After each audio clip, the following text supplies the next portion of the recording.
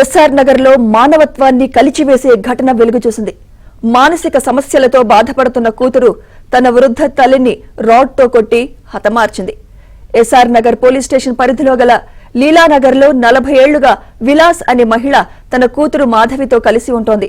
మాధవి కొంతకాలంగా మానసిక రుగ్మతతో బాధపడుతూ మందులు వాడుతోంది. అయితే సమయానికి మాత్రలు వేయలేదన్న కారణంతో తల్లిపై ఆగ్రహం వ్యక్తం చేసి రాడ్తో దాడి చేయగా విలాస్ అక్కడికక్కడే మృతి చెందింది.